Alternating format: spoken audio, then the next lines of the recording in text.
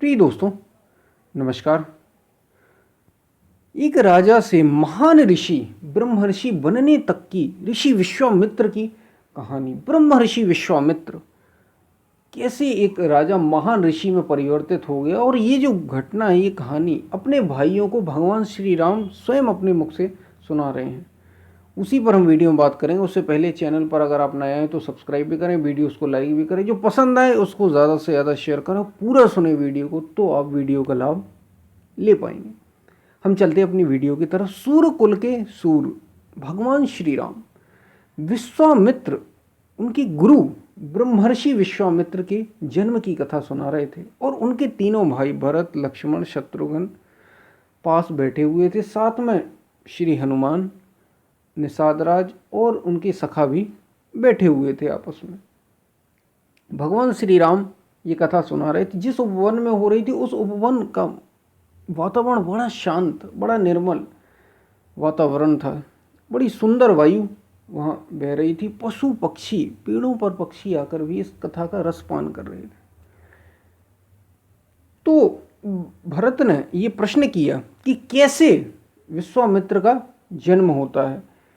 सत्यवती नाम की जो महिला थी, सत्यवती नाम की ऋषि पत्नी थी, उनका और उनकी जो माँ थी, इनको एक फल दिया सत्यवती के पति ऋषि ऋचिक ने, और वो फल आपस में बदल गया। तो जिस बच्चे का जन्म सत्यवती के गर्भ से होना था, उस बच्चे का जन्म फिर सत्यवती की माँ के गर्भ से हुआ।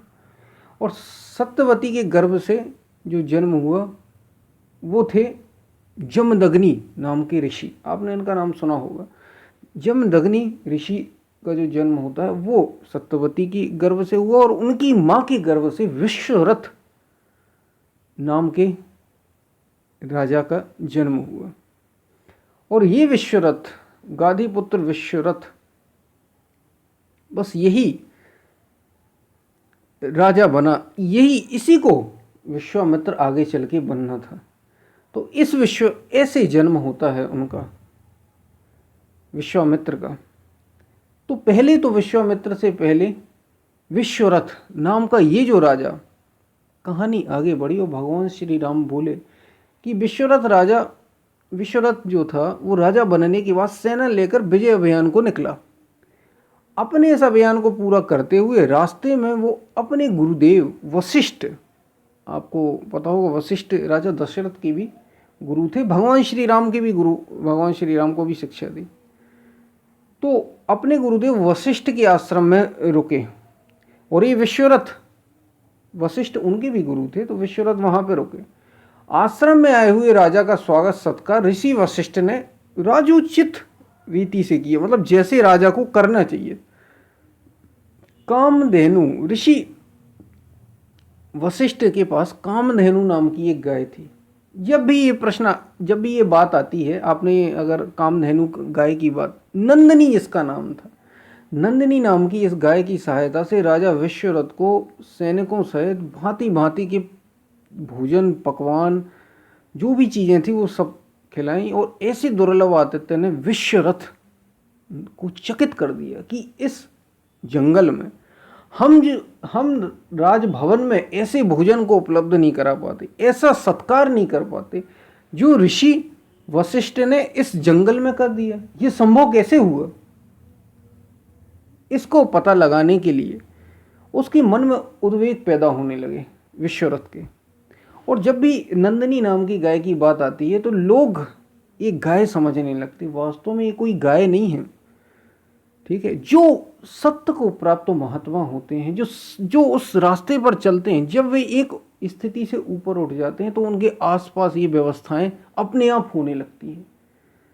वास्तव में मन ही जब मथ जाता है तो वो नंदिनी नाम की गाय के रूप में रूपांतरित हो जाता है। तो ये सिंबॉलिक है, ये प्रतीकात्मक है। ये कोई गाय नहीं है जिससे तरह तरह के पकवान बन रहे हो, सैन्यकार नहीं। ये ब्रह्म ऋषि के मन की शक्ति है, उनका प्रभाव है।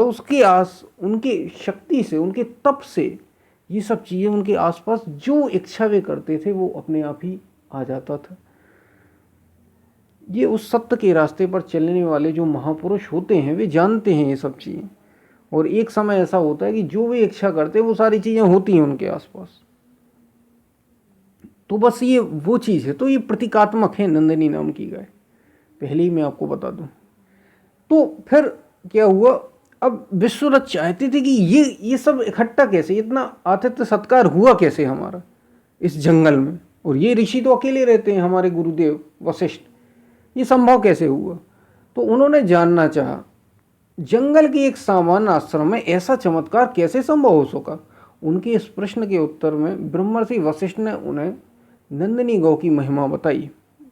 और नंदिनी ऐसी प्रभावशाली गाय है, ये जानकर राजा विश्वरथ ने उनसे कहा कि हे ऋषि, ये गौ आप मुझे दे दें, ये जो गाय है आप मुझे दे दें। इस पर गुरुदेव वशिष्ठ ने कहा, हे राजन, इस गौ की सहायता से ही मेरे यज्ञ अतिथि कार्य ये सारे संपन्न हो सकते हैं, इसे मैं नहीं दे सकूंगा, ये तो उसी को मिलती है जो इस विद्या में पारंगत होता है, इस ब्रह्म विद्या में पारंगत जो होता है उसी के पास ये विद्या आती है। ये विद्या मैं तुम्हें नहीं दे सकता। यहाँ कोई गाय देने की बात नहीं हो रही है, मैं फिर आपको बता दूं, कोई गाय नहीं दी जा रही है या किसी गाय से सारी मनोकामनाएं पूरी हो रही, नहीं, ये विद्या थी और ये तब से ही वो ब्रह्म विद्या आती है। इस पर लड़ाई हो गई कि वो ब्रह्म विद्या आप मुझे दे दीजिए, और वशिष्ठ कह रहे थे नहीं, ये विद्या हर किसी को नहीं उपलब्ध की जा सकती, उसके लिए उसका पात्र बनना होता है। और ना शब्द, जब वशिष्ठ ने कहा कि मैं ये ना दे सकूंगा, तो ना शब्द ने विश्वरथ के रोष को तीव्र कर दिया। भगवान श्री राम अपने भाइयों को ये बात बताते चले जा रहे हैं, कथा का क्रम चलता चला जा रहा है। तो जब ना शब्द सुना तो जो राजा विश्वरथ था उसे बड़ा क्रोध आ गया और उन्होंने सैनिकों को बलपूर्वक कहा कि इस वशिष्ठ, ऋषि वशिष्ठ को ही ले चलो। इस पर मतलब इस गाय को, नंदिनी नाम की गाय, बलपूर्वक ले चलो। ऋषि वशिष्ठ की ये जो ब्रह्म विद्या है हम जबरदस्ती इनसे छीन लेंगे। अब कोई विद्या कैसे छीन सकता, वो तो भीतर की बात है ना। तो इस पर क्या हुआ, जब ऐसा किया गया और ऋषि वशिष्ठ पर ही प्रहार करना शुरू कर दिया, तो ऋषि वशिष्ठ जो थे उन्होंने अपनी विद्या से लाखों सैनिक पैदा कर दिए। अब वो तो जो इच्छा करते थे वो पूरी हो जाती थी। वे ऐसे महापुरुष थे, दुर्लभ महापुरुष होते हैं ऐसे, सदा थे, हैं और सदा रहेंगे। तो इन सैनिकों के सामने जब सैनिक आक्रमण कर दिया ऋषि वशिष्ठ पर, तो वशिष्ठ के तप के प्रभाव से अनेक सैनिक प्रकट हो गए और उन सैनिकों और राजा विश्वरथ की सेना के बीच जबरदस्त युद्ध हुआ। और उन सैनिकों के सामने विश्वरथ की सेना बिल्कुल नहीं टिक सकी। इससे विश्वरथ को तीव्र ग्लानि तो हुई और साथ साथ में द्वेष भी तीव्र हो गया। अपने इस ग्लानि और द्वेष के मनोभाव के साथ उन्होंने कठिन तप करके भगवान शिव को प्रसन्न कर लिया। जब ये हार हो गई राजा विश्वरथ की, तो फिर वो भगवान शिव के पास पहुंचे और उन्होंने कठिन तप किया और दिव्यास्त्र प्राप्त किए कि इन दिव्यास्त्रों की सहायता से मैं ऋषि वशिष्ठ को दंड देकर रहूंगा, बंदी बनाकर रहूंगा। तो ये ब्रह्म विद्या उनसे जबरदस्ती ऋषि वशिष्ठ को ही अपने कब्जे में कर लेंगे। तो जबरदस्त दिव्यास्त्र प्राप्त किए, सारे दिव्यास्त्रों के साथ ब्रह्मर्षि वशिष्ठ पर आक्रमण कर दिए। लेकिन गुरुदेव वशिष्ठ का जो ब्रह्म दंड था, जो ब्रह्म विद्या थी, और उनके ब्रह्म तेज के सामने राजा विश्वरथ की एक न चली। और इस स्थिति ने राजा विश्वरथ को चकित कर दिया। तब राजा विश्वरथ के मुख से ही निकल पड़ा कि दिग्बलम क्षत्रिय बलम ब्रह्म तेजो बलम बलम एकेन ब्रह्मदंडेन सर्वस्त्राणी हतानी में। यानी धिक्कार है इस क्षत्रिय बल को, ब्रह्म बल ही सच्चा बल है। यानी ये ब्रह्म विद्या की बात है जो शरीर और मन से परे की बात है, जिस पर हम वीडियो में बात करते रहते। एक ऋषि के ब्रह्म दंड ने, अब ये कोई ब्रह्म दंड लकड़ी का दंड नहीं था, ये भीतर की विद्या थी, उनकी ब्रह्म विद्या थी। ये सब चीज़ें सिंबॉलिक होती हैं। यहाँ हर कहानी आपको जो भी आध्यात्म में, सनातन धर्म में कहानी बताई जाती है, वो सारी चीज़ें सिंबॉलिक हैं। ये सारी आपके ही तप की एक एक मन की अवस्थाएं हैं। जैसे जैसे आप ऊपर उठते हैं तो कोई ऋषि होता है, कोई महर्षि होता है, कोई ब्रह्मर्षि होता है। ब्रह्मर्षि सबसे ऊंची स्थिति। जो शरीर और मन से परे, जो आत्म भाव में स्थित हो गया है, उसको ब्रह्मर्षि कहा जाता है। और विश्वामित्र ऐसे ही महापुरुष थे। तो एक राजा विश्वरथ ये कहते हैं कि एक ऋषि की ब्रह्मदंड ने मेरे इतने दिव्यास्त्रों को सबको समाप्त कर दिए, निस्तेज कर दिया। सच्ची विद्या तो ब्रह्म विद्या ही है। श्री राम के मुख से ऋषि विश्वामित्र की कथा का श्रवण सभी को बड़ा सुखकारी लग रहा था। ब्रह्म तेज की, तप तेज की इस महिमा ने उनके मित्रों, उनके भाइयों, हनुमान सभी को पुलकित कर दिया। और कथा श्रवण के उत्साह से उत्साहित अब शत्रुघ्न ने पूछा उनके भाई ने कि भैया इसके बाद हुआ क्या। तो अपने भाई के उत्तर में भगवान श्री राम ने कहा, प्रिय शत्रुघ्न, इसी के साथ आरंभ हुई राजा विश्वरथ के व्यक्तित्व के रूपांतरण की यात्रा। अब राजा विश्वरथ से ब्रह्मर्षि विश्वामित्र बनने की यात्रा यहां से शुरू होती है। हालांकि ये मार्ग बिल्कुल सरल नहीं था। तप में जब उन्होंने तप करना शुरू कर दिया विश्वरथ ने, तो बड़े विघ्न पैदा हुए। सबसे पहले तो उनकी राह में काम ने रोड़ा अटकाया। अब काम, क्रोध, लोभ, मोह, यही तो रास्ते में सब बंधन है। जब भी आप, अभी आप जो ये कथा, जो ये बात सुन रहे हैं, जो ये कहानी सुन रहे हैं, वे भी जब ध्यान करने बैठते हैं तो यही काम, क्रोध तो आपके सामने आते हैं, जो विश्वरथ, राजा विश्वरथ के सामने आने वाले हैं। जो भी ध्यान करेगा, जो भी तप करेगा, उसके सामने यही सब कठिनाइयाँ आने वाली हैं। तो ये कहानी है हम सब के उस ब्रह्म विद्या को अगर हमें पाना है, जीवन में उतारना है, ध्यान भक्ति को, और सत्य तक की यात्रा पूरी करनी है, तो उस सब में ही ये सहायक, ये कहानी उन सबको ही बता रही है। ये प्रतीक हैं अपने जीवन को बदलने के। तो अब देखिए होता क्या है। सबसे पहले उनकी राह में काम ने रोड़ा डाला, काम वासना ने रोड़ा अटकाया। जब आप मन को लगाने लगते हैं तो स्वाभाविक सी बात है, काम, क्रोध, लोभ, मोह, यही सब आते हैं। तो उनके सामने सबसे पहले काम वासना आई, और देवराज इंद्र द्वारा भेजी गई अप्सरा मेनका ने उनके तप में विघ्न डाला। वर्षों तक इस विघ्न के प्रभाव से वे बेसुध हो गए, काम के प्रभाव में आ गए। भीतर से काम का उद्वेग पैदा हुआ और बाहर कोई सुंदर लगने लगा। दरअसल कोई स्वर्ग में ना तो इंद्र बैठे हैं, ना वहाँ से कोई अप्सरा मेनका बैठी आई है। भीतर ही जब ये भाव पैदा हो गया तो आपने मेनका प्रकट कर ली। कोई बड़ी बात नहीं है, बस भीतर से ही तो हमारे काम कैसे पैदा होता है। अगर भीतर काम, बहुत से लोग ऐसे हैं जिनके अंदर सेक्स का विचार ही नहीं आता, काम का कोई विचार ही नहीं आता, आपने देखा होगा। वे इससे बड़े परेशान रहते कि लोग तो काम के मारे वासना से पीड़ित हैं और हमारे अंदर वासना कोई विचार नहीं। दरअसल उनके अंदर वो भाव नहीं है। लेकिन इसका मतलब ये नहीं कि उनके अंदर क्रोध नहीं है, लोभ नहीं है, मोह नहीं। हर किसी के अंदर कोई एक ये विकार ज़्यादा प्रबल होता है।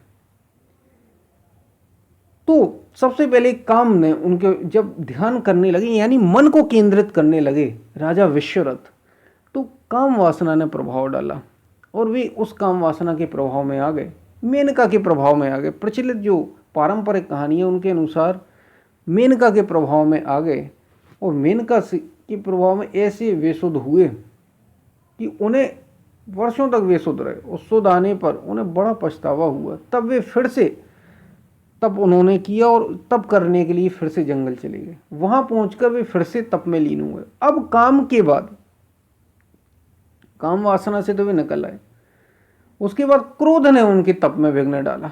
महाराजा त्रिशंकु देश एक राजा थे उस समय, त्रिशंकु नाम के राजा, जो शरीर के साथ ही स्वर्ग जाना चाहते थे। इसके लिए जब ब्रह्मर्षि वशिष्ठ ने सहयोग से इनकार कर दिया, ब्रह्मर्षि वशिष्ठ ने कहा, वे पहले गए वशिष्ठ के पास, यानी जो विश्वरथ के राजा विश्वरथ के गुरु थे, उनके पास पहले गए। तो जो ब्रह्मर्षि वशिष्ठ थे वे तो जानते थे इन सबको, वे स्वयं एक योगी थे। तो उन्होंने कहा कि ये संभव नहीं है, शरीर के साथ आप कहीं नहीं जा सकते। शरीर तो पंच तत्वों का है, ये यही नष्ट हो जाने वाला। कोई भी आए यहाँ, राम आए, शिव आए, कृष्ण आए, उनके भी शरीर जाने वाले, तो ये संभव नहीं है। मना कर दिया उस राजा को। लेकिन वो राजा जो था